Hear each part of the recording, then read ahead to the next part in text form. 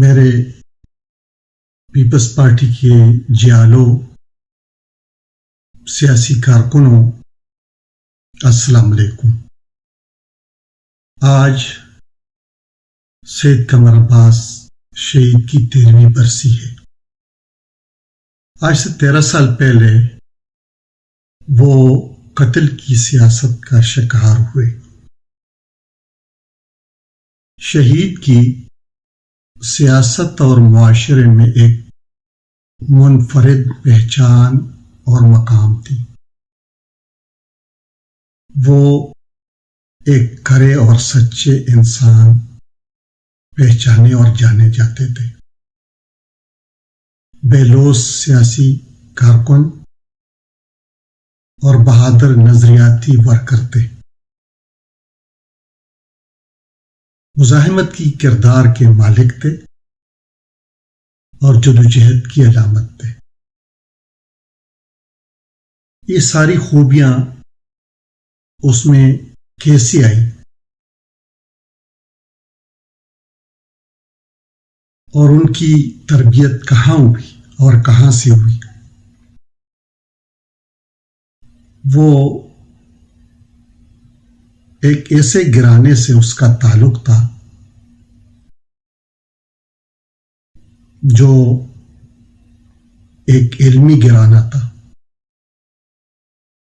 اس کے والد محترم ادب میں اس کا بہت بڑا نام تھا، نہ صرف اس خطے میں بلکہ برصغیر فاقہ میں۔ سید فارغ بخاری وہ انجمن ترقی پسند مصنفین کے بانیوں میں سے ایک تھے۔ انہوں نے ان کی تربیت کی، ان کی نظریاتی اور سیاسی تعلیم دی اس کو، ان کی شخصیت بنائی اور ان کو ایک ایسے راستے پہ ڈال دیا جو مزاحمت اور مسلسل جدوجہد کا راستہ تھا۔ وہ شروع میں کالج کے دنوں میں NSF کے پلیٹ فارم سے، جو ایک بائیں بازو کی طلباء تنظیم ہے، اس کے کارکن اور لیڈر بنے۔ اس کے بعد پیپلز پارٹی جوائن کی انہوں نے، اور یہ وہ زمانہ تھا جو 68-69 کی تحریک کا زمانہ تھا، جدوجہد کا زمانہ تھا، قومی آزادی کی تحریکوں کا زمانہ تھا، محنت کش تحریکوں کا زمانہ تھا۔ ویتنام میں امریکی سامراج کے خلاف بہت بڑی لڑائی لڑی جا رہی تھی، افریقہ میں، لاطینی امریکہ میں۔ ایسے ماحول میں انہوں نے تربیت پائی، ان کی بلوغت ہوئی، سیاسی، فکری اور شعوری۔ جب ہم آج کے ماحول میں اور آج کے حالات اور سیاست میں موازنہ کرتے ہیں قمر عباس شہید جیسے سیاسی ورکرز کا اور آج کے سیاسی ورکرز کا، تو ہمیں بہت بڑا ایک فرق اور خلا نظر آتا ہے۔ شاید ارد گرد جب ہم نظر ڈالتے ہیں تو وہ نسل، وہ تسلسل کہیں بھی نظر نہیں آ رہا ہے، اور اس وجہ سے سیاست اور سیاسی پارٹیاں اندر سے کھوکھلی ہو گئی ہے۔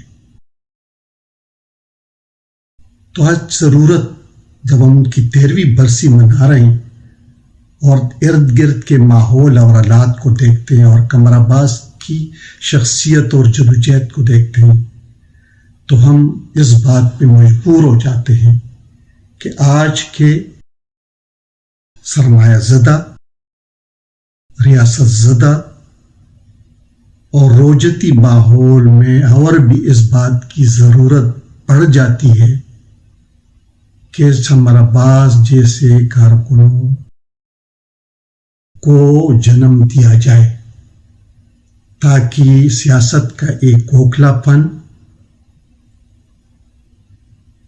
इसको तोड़ा जाए। दोस्तों, साथियों, आज उनकी 13वीं बरसी पे हमें अहद करना चाहिए और हम तजदीद अहद करते हैं। मैं खुद उनके जदोजहद और फिक्री वारिस होने के नाते और मेरे जैसे कई और सैकड़ों कारकुन उस तसलसल का हिस्सा होने के नाते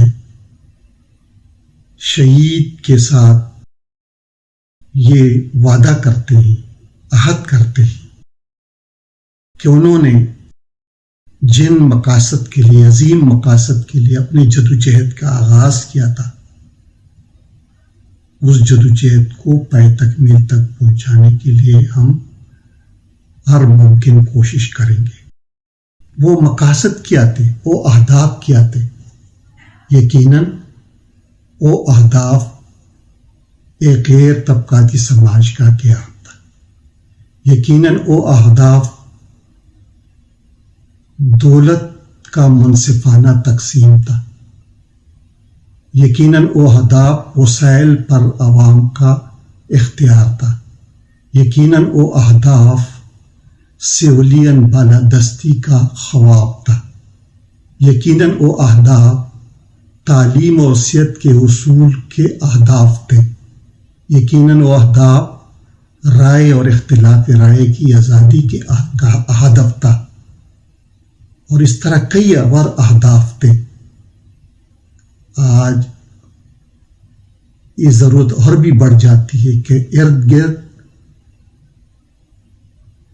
रियासती बालादस्ती और अबरियत और फस्तायत के माहौल में और दौलत के चंद हाथों के इर्तिकाज़ के माहौल में और भी इस बात की ज़रूरत बढ़ जाती है कि हम उन अहदाफ, उनके नामुकम्मल एजेंडों को पाए तकमील तक पहुंचाने के लिए अपनी जदोजहद को और तेज़ करें।